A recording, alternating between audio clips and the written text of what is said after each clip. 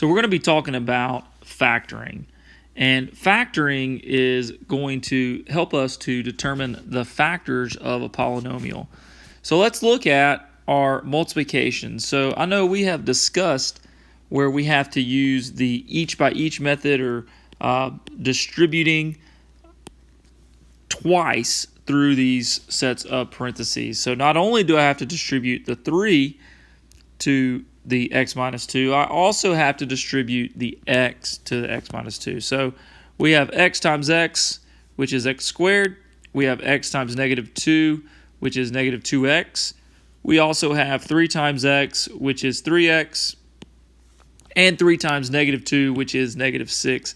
And this will give us a standard form of x squared plus x minus 6. So a couple of things that we should notice here is that this number times the last number is going to give us this piece, which is going to give us this minus 6. Okay, and then also those two factors that we have, 3 times negative 2, if we were to look at 3 plus a negative 2, we are going to also get that positive 1 in front of this x here.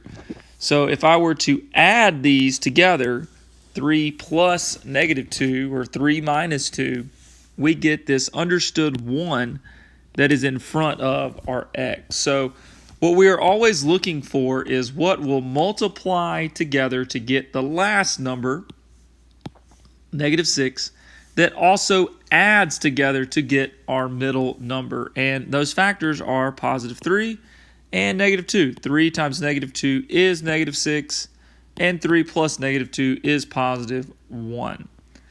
So we're going to use this line of thinking to go through the rest of our problems here. So let's take a look at number 1. Number 1 is asking us, we already have that one of the factors is x plus 5, and we know that we have to multiply 5 times some number that is going to give us positive 10. That same number, 5 times this number, all right, to give us positive 10, 5 plus this number has also got to give us 7 in the middle. And we see that 5 times 2 is positive 10, and 5 plus 2 is positive 7. So this one, 5 times 2 is 10, and 5 plus 2 is 7. These are going to be our factors for this standard form polynomial. Okay, let's look at our next one. Well, what if now we have a minus 10 on the end? Okay, so the numbers or the factors that multiply to give you negative 10 is going to be negative 5 times positive 2, negative 2 times positive 5, negative 1 times positive 10, and negative 10 times positive 1. Well, we see that the only ones that add to give me a positive 3 in the middle is a negative 2 and a positive 5. So we should have plus 5 and x minus 2 here. Okay, and again, let's look at number 3. So now number 3, again, we have a negative 10 here. So we're going to have the same list of factors for negative 10. But this time, instead of a positive 3 in the middle, we have a negative 3 in the middle. And I noticed that, hey, negative 5 plus 2 is going to give me negative 3 in the middle. So our factors here are going to be x minus 5 and x plus 2. So we have negative 5 times positive 2 will give us a negative 10. And we have negative 5 plus 2 is negative 3. Look at number 4.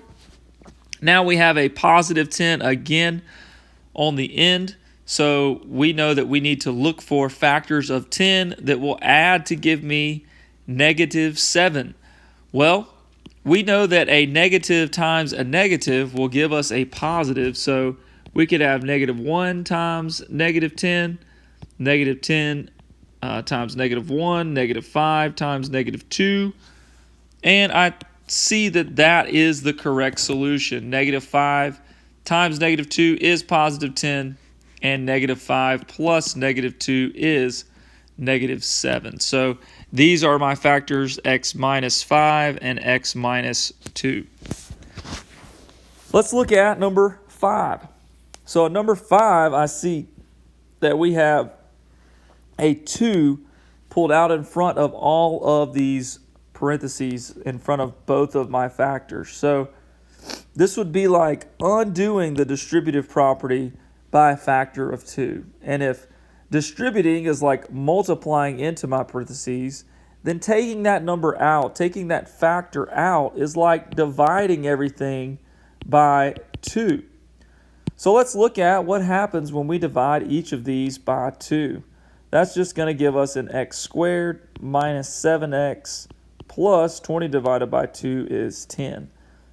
And what I notice right here is that this is the same exact problem as what we did in number 4. So these factors are going to be the exact same. So we have x minus 5 and x minus 2, because negative 5 times negative 2 will give me that positive 10. Negative 5 plus negative 2 will give me that negative 7. Okay, let's look at number 6. Number 6 here looks very different from all of our other problems. So notice the pattern on all our other problems. We have an x squared in the beginning. Okay, we have just an x in the middle, and then we have a number by itself on the end. And this one appears to not have the x in the middle. So what I'm going to do is I'm going to rewrite this as having that x in the middle. But our x is non-existent, so we're going to say 0x minus 16. And we're going to think about this the same exact way. So what numbers multiply together to give me negative 16 that will also add together to give me a 0x in the middle? And I hope that we see that it's positive 4 and negative 4 that will multiply to give us negative 16, and positive 4 plus a negative 4 is going to give me 0 in the middle. So my factors here are positive 4 and negative 4. Okay, and number 7, very similar situation, except this time we don't have a 0 on the end, all right, or a number on the end. So I'm going to add plus 0 there, and we're going to use our same pattern. So what numbers multiply together to give me 0? Well, that has to be 0 and something. So let's start this out as x plus 0. And this is going to be 0 times what number will also add to give me the 9 in the middle? Well, 0 plus 9 would give me 9, and 0 times 9 is 0. So we have x plus 9 and x plus 0. Sometimes you will see this written as just an x in the very front and an x plus 9. So we don't have to write this plus 0 part in the parentheses. We can just write an x and then parentheses x plus 9. All right, look at 8, 9, and 10. The difference on 8, 9, and 10 is now we have a number in front of that x squared. Okay, and so what we have to think about now is not only what multiplies to give us the last number, but what multiplies in the front to give us this number, and also when we do that multiplication, what's it going to add to be in the middle. So let's take a look at number 8, and let's think about our options here. So what numbers are going to multiply together? And I'll highlight this. What numbers are going to multiply together here in the yellow box that will give me positive 5? And I only have one option here. It's positive 1 and positive 5. Could be negative 1 and negative 5. But I have a positive number here in the middle, so I know that my factors also have to be positive. Okay? Now, what is going to multiply to give me this 3x squared in the very front? So what is going to multiply together to give me 3x squared? And that's got to go in this first spot in our parentheses. And we really have two options. Either the first one is 3x or it's just x. And the second one is either x or 3x. So what we're going to have to do is we're going to have to think about the multiplication and think about what's going to happen when I do multiply these out. So our first case, let's say we have 3x and x. Well, 3x times x is 3x squared. 3x times 5 is a 15x. And then 1 times x is plus 1x. And that's going to give me a total of 16x in the middle. So it looks like that is not going to work. So 3x should not go at the beginning, and x should not go second. So let's try this case where x is first and 3x is in the second set of parentheses. So now if we do x times 5, we get 5x plus 1 times 3x is 3x, and that is going to equal 8x, and that's what we want in the middle here. So we're able to choose correctly. We're able to choose that this first set of parentheses, x plus 1, is x plus 1, and the second set of parentheses is 3x plus 5. So here we have our factors of x plus 1 and 3x plus 5. Okay, let's look at number 9. Again, we're going to think about what multiplies to give me negative 2. We have a couple of options, negative 1 and positive 2. Okay, or it could be positive 1 and negative 2. Okay, we also have to think about what's going to multiply to give me 6x squared. All right, so this one has a lot more to think about, right? This could either be 6x or x. This could be 3x or 2x. This could be x and 6x or 2x and 3x. So this one has a lot more thinking involved in this case. Okay, so what I'm going to teach us is we're going to look at a technique called slide and divide. And this is going to help us solve these problems when there is a number in front of the x squared, like we have in this situation. So for slide and divide, we're going to take this 6, we're going to multiply it by the negative 2. Okay, so 6 times negative 2, and we're going to rewrite this to be x squared minus 11x minus 12. Then we're going to try to factor x squared minus 11x minus 12 using our rules that we have talked about. So what multiplies to give you negative 12, that adds to give you negative 11. And in this case, I hope that we see that it's x minus 12 and x plus 1, because negative 12 plus 1 is also going to give us negative 11.